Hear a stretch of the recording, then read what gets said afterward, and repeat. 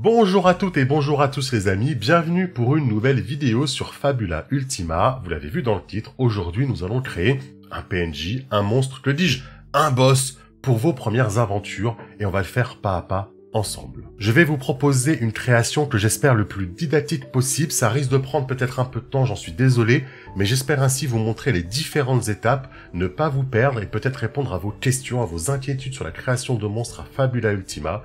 Si vous avez encore des questions après, n'hésitez pas à les écrire dans cette vidéo, dans les commentaires, un petit peu en dessous. On commence avec, du coup, les règles du jeu directement dans votre livre ou en PDF. Je vais y faire référence une fois maintenant et ensuite je n'y reviendrai pas. Je ferai tout sur Fultimator, mais si vous n'aimez pas l'outil Fultimator en anglais, n'hésitez pas à le faire directement sur votre feuille de papier blanche ou de télécharger un PDF français qui permet de remplir les petites cases. Quand on va créer, du coup, un PNJ qu'on va ensuite opposer au joueur dans Fabula Ultima, on va d'abord réfléchir à ce qui le rend unique, sa personnalité, son nom, ses thèmes, etc. Les thèmes d'un PNJ, c'est ce qui permet, ses traits, ça permet de relancer les dés avec un point Ultima. Deuxième étape, vous allez choisir, du coup, son niveau. C'est également là que je vous conseille de choisir son rang. Alors, niveau rang, comment on équilibre ça? Je vous renvoie petit timecode en dessous chapitrage de cette vidéo. Quand on y sera dans la création, je vous expliquerai comment ça fonctionne, un petit peu tout ça. Vous allez choisir l'espèce de votre PNJ, entre bête, créature, artificielle, démon, élémentaire, humanoïde, monstre, plante ou mort-vivant. Ça va changer peut-être le nombre de compétences que vous avez pour votre monstre ou les résistances, affinités de votre PNJ. Ensuite, on va répartir ses attributs. On va créer ses attaques, on va répartir ses points de compétences pour créer des capacités un petit peu hors normes. On va calculer les valeurs secondaires, ça c'est très bien, c'est calculé automatiquement par Fultimator. Et ensuite, on va calculer les bonus qu'on peut donner au test de précision pour toucher avec les attaques. Rendez-vous à présent sur la page de Fultimator. Le voici, donc le lien est en description, Fultimator. On va aller du coup dans Adversary Designer. Je vous conseille de vous inscrire afin d'avoir une sauvegarde de tout ce que vous créez sur le site. Si vous allez voir le compendium ici, c'est là où toutes les personnes qui ont créé sur Fultimator ont choisi de partager leur créature. Vous n'êtes pas obligé, mais vous pouvez le faire. Donc, on va créer un nouveau NPC. Vous voyez que j'ai pas mal de créatures déjà créées dans mes campagnes. On clique sur la petite icône là pour créer un nouveau PNJ. Je clique dessus et ça nous ouvre l'édition grâce au petit crayon. Première chose, on va créer son nom. Donc moi, je vous propose de créer Aurora. Et Aurora, ce sera une dirigeante qui va faire des choses pas très bien pour le bien de son pays et qui va avoir des pouvoirs liés à la glace. Donc j'ai créé déjà ses traits à l'avance. Majestueuse, implacable, déterminée et prête à tout pour son royaume. On voit bien un petit peu le PNJ qui va faire des mauvaises choses, mais pour les bonnes raisons que les PJ vont devoir arrêter. Donc ces traits seront ces 4-là. Je conseille souvent 3 à 4 traits, c'est pas mal. Et ça vous permet comme ça de bien caractériser votre PNJ, lui donner véritablement quelque chose d'intéressant. Ensuite, son niveau. Je vais créer un boss peut-être pour le début de jeu, peut-être pour le premier arc de votre campagne. Donc pourquoi pas niveau 15. Donc comment ça fonctionne? C'est là que j'y reviens. Les rangs et les niveaux à Fabula Ultima. Un combat équilibré dans Fabula Ultima, on considère que c'est une opposition qui a de 5 à 10 niveaux de plus que vos joueurs. Et il faut qu'il y ait autant de soldats que de PJ. Exemple, si vos PJ, c'est un groupe de niveau 10 et qu'ils sont 4 joueurs et joueuses, il vous faut donc une opposition de 4 soldats de niveau de 5 à 10 de plus, donc en gros, niveau 15 à niveau 20. Ici donc, si je crée Aurora qui est niveau 15 et qui est soldat, une Aurora est donc équilibrée face à un PJ de niveau 5 à 10, mais un seul. Donc il faudrait 4 Aurora pour 4 PJ, en gros. Voilà comment ça fonctionne. Si vous voulez équilibrer ensuite ces PNJ pour qu'ils soient un peu moins nombreux, ça donnera un combat un peu plus facile. Si vous avez 4 PJ et que vous mettez 3 soldats, ça fera un combat un peu plus facile en termes d'équilibrage. Mais voilà, retenez qu'un équilibrage classique à Fabula Ultima, que ce soit du niveau 5 au niveau 60, c'est 5 à 10 niveaux de plus que vos PJ, et autant de soldats que vous avez de PJ. Ici, on va créer un boss. Donc du coup, on va bien mettre une humaine, humanoïde là, ici. Je n'ai aucune résistance, aucune vulnérabilité de base. Si je prenais par exemple le mort-vivant, et que je descends, vous voyez que le mort-vivant, il est immunisé aux ténèbres et au poison. Le site le fait automatiquement de calculer un petit peu comme ça vos affinités selon le type, l'espèce de monstre que vous choisissez. Voilà. Vous remarquez cependant que l'humain a un peu plus de compétences disponibles. Donc, pour équilibrer notre Aurora qui sera un boss, je vais partir du principe qu'on a 4 PJ dans notre campagne. Je vais donc lui donner soit champion 3, soit champion 4. Comment ça marche? Alors, soldat, c'est le niveau de base. Un soldat égale 1 PJ. Élite, c'est un rang qui remplace 2 PJ. Donc, 2 soldats de même niveau peuvent être remplacés par un élite. C'est beaucoup plus simple à gérer. Ici, par exemple, une Aurora élite remplacera 2 Aurora soldats du même niveau. Ensuite, vous avez le champion. Alors, champion 1, champion 2, c'est vraiment pour créer des boss. Normalement, le jeu vous propose de passer directement de soldat à élite et ensuite à champion. Là, par exemple, si je mets champion 3, je vais donc remplacer 3 PJ. Donc, ça va automatiquement me donner un nombre de points de compétence et des petits bonus pour que cela remplace 3 PJ. J'aurai tout de suite plus de points de vie, vous voyez. Hein. Champion 3, c'est 210 points de vie. Si je passe à champion 4, je vais avoir 280 points de vie puisque champion 4 va rajouter un PJ d'opposition, si vous voyez ce que je veux dire. Voilà, champion 3, c'est pour un PNJ contre 3 PJ. Champion 4, c'est un PNJ contre 4 PJ. En début de jeu, je conseille quand même de faire plutôt du champion 3 et pas du champion 4 si vous avez 4 PJ en face de vous. Donc, on va partir du principe que Aurora va être un boss, une opposition niveau 15, donc pour des PJ de niveau 5 à 10, et qui va être champion 3, qui va remplacer du coup 3 PJ. En termes de puissance et de statistiques, c'est donc un boss qui est vraiment pas mal si vous voulez l'opposer à vos PJ quand ils seront environ niveau 10. Je peux le créer comme un méchant, un vilain mineur ou un majeur. Qu'est-ce que ça fait? Ça va lui rajouter des points ultima, en fait, à dépenser. Donc on va rester sur vilain mineur pour l'instant, à vous de voir ce que vous en faites. Pas différentes phases, vous savez les phases, c'est quand un monstre, une opposition, un PNJ est battu, et que pouf, deuxième phase, il revient avec un nouveau profil, il reprend des PV, etc. On appelle ça des phases. Pas de phase, pas de multi-partie, donc voilà, il aurait pas genre un bras droit, un bras gauche, une tentacule à gérer différemment. On va rester simple. Voilà, Aurora, c'est juste une reine magicienne qui fait de la glace et qui va s'opposer à nos PJ. Description, ça, vous le remplissez un petit peu après, je vais pas le faire maintenant. Je vais répartir un petit peu, du coup, mes statistiques. Donc, on vous propose, avant le niveau 20, d'avoir ces statistiques-là. Je vous renvoie vers les règles de Fabula Ultima, évidemment, je vais pas revenir dessus, voir comment ça marche. Je vais dire que peut-être notre magicienne, elle va avoir un peu plus de willpower, donc elle est convaincue dans ce qu'elle fait, et elle est implacable. Donc, des 10 en willpower, et du coup, je vais baisser le might peut-être à des 6, voilà. Si ma reine était niveau 20, j'aurais pu augmenter une de ses caractéristiques d'un cran, mais ce n'est pas le cas. Donc, on est bon pour les informations de base. J'ai le nom, j'ai les traits, l'espèce, la puissance, le niveau, la répartition de ces dés.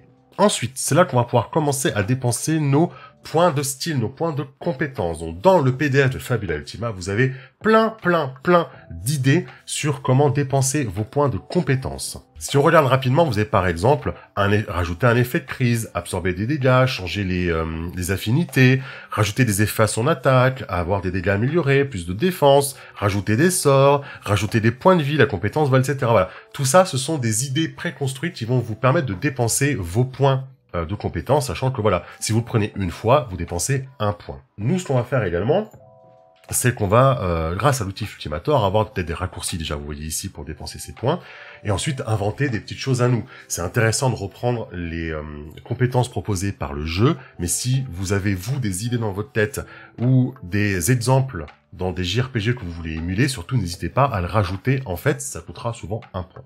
On va s'occuper maintenant des affinités de notre personnage, c'est-à-dire en gros les résistances ou les absorptions qu'il peut avoir. J'aimerais bien que ma reine de glace, elle puisse absorber la glace, c'est-à-dire qu'elle se soigne si on la frappe avec des sorts ou des armes qui ont l'élément glace.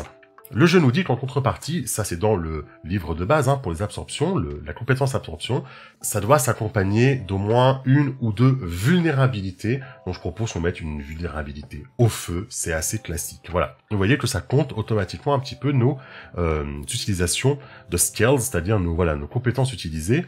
De monter un petit peu ma glace, ça a fait monter mes points de compétences utilisés. Alors vous allez me dire, mais pourquoi il compte qu'on ait utilisé deux compétences au lieu d'une quand on met une absorption comme dans le livre? Parce qu'en fait, quand vous mettez sur le logiciel spécifiquement, vous passez un élément en vulnérabilité, vous voyez, on va passer de 7 points disponibles à, hop, 8 points disponibles. En gros, au lieu de mettre qu'il y a qu'une compétence utilisée, il va rajouter une compétence disponible.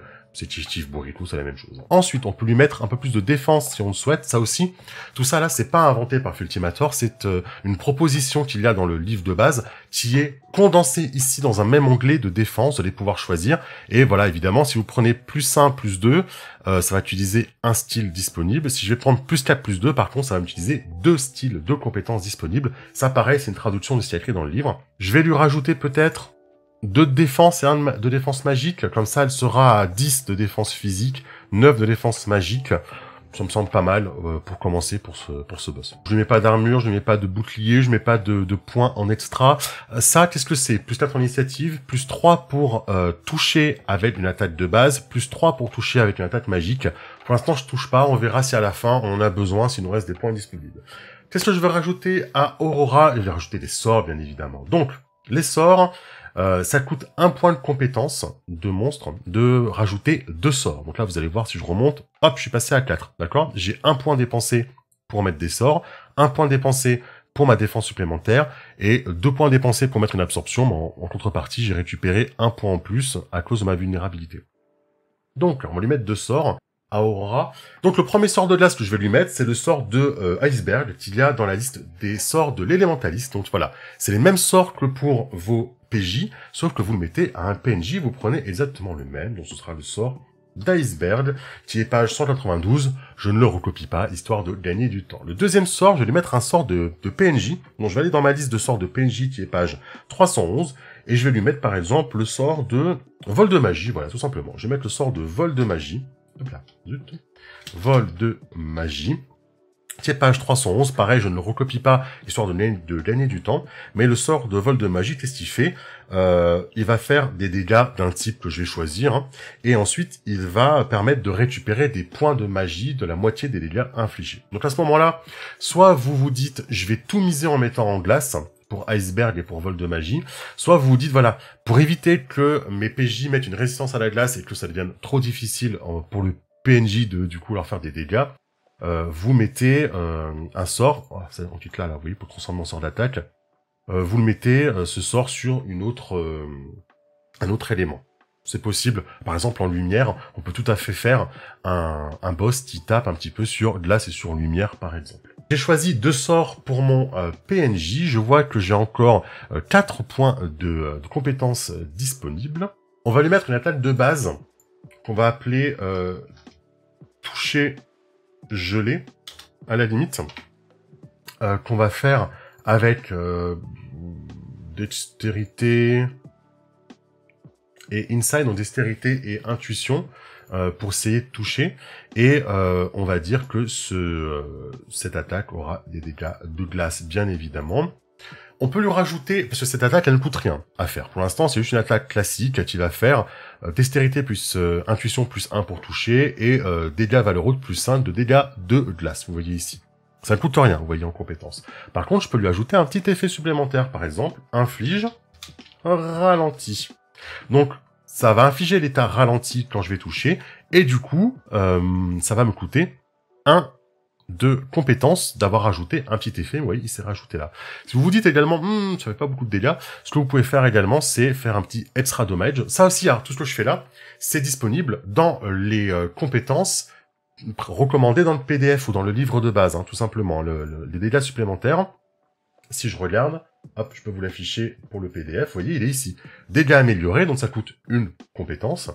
Choisissez des dégâts, ça inflige 5 dégâts de plus, et si vous regardez également, voilà, ici, je vais infliger du coup maintenant 5 dégâts de plus, hein. J'inflige plus valeur haute plus 5, mais bien valeur haute plus 10 pour faire des dégâts. Donc voilà, actuellement, mon PNJ, il a une attaque au corps à corps, qui est le toucher gelé, que je peux même faire à distance à la limite, hein. Ça peut être pas mal, elle va envoyer peut-être une vague de glace sur mes pauvres petits PJ qui ne pourront rien faire. Voilà, je l'ai transformé. Donc maintenant, attaque à distance, toucher gelé, dextérité plus 6 plus 1, et les dégâts, ça se fait sur valeur haute plus 10 dégâts de glace et qui inflige ralenti. Donc même si mes PJ arrivent à se protéger avec une résistance à la glace, ils pourront encaisser l'état ralenti.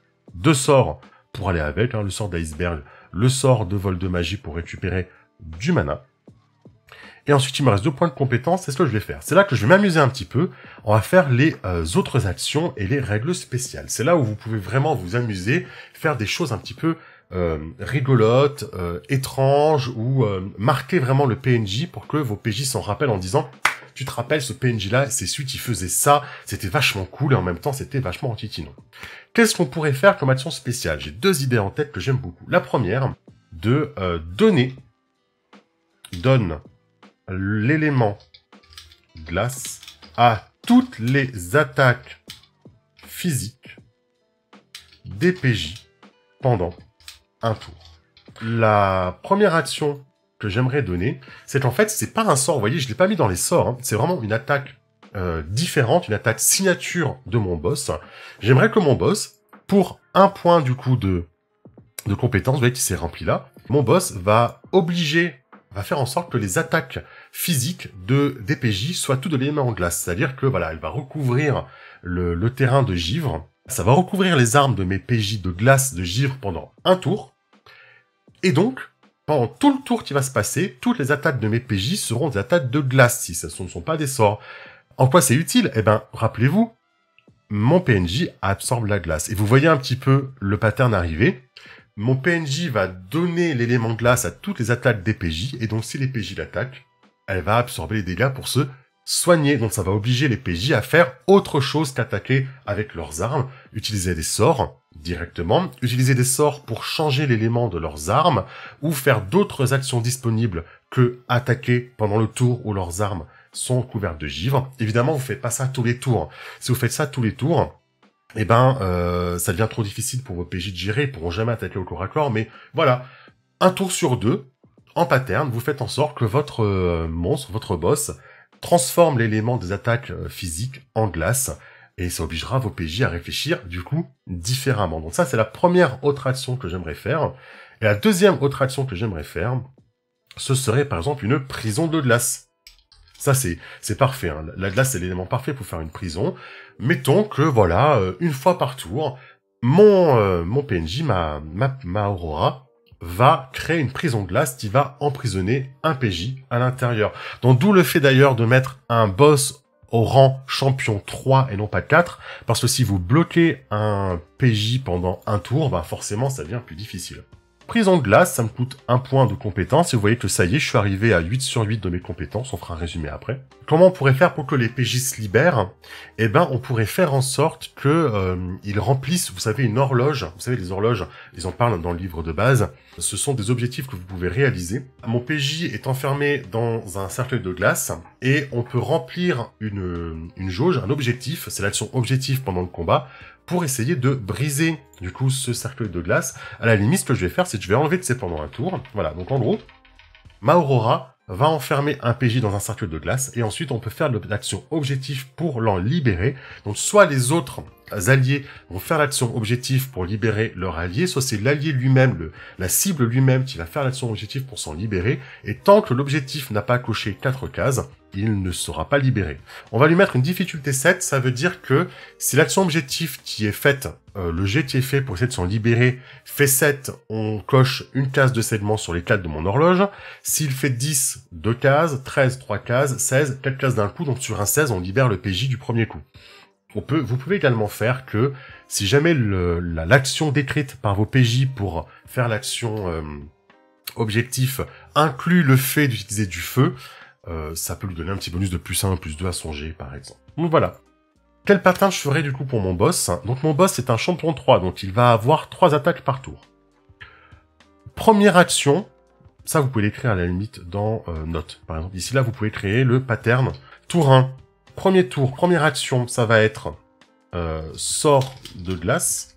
Action 1, sort de glace. Action 2, attaque au corps à corps. Et action 3 du premier tour, c'est là que je dirais tempête de givre. Donc à la fin de son premier tour, elle fait la tempête de givre, ce qui donne du coup l'élément glace à toutes les attaques. Tour 2, donc tour suivant. Elle commence par la prison de glace. Et ensuite, hop là, mince. Et ensuite, sort de glace.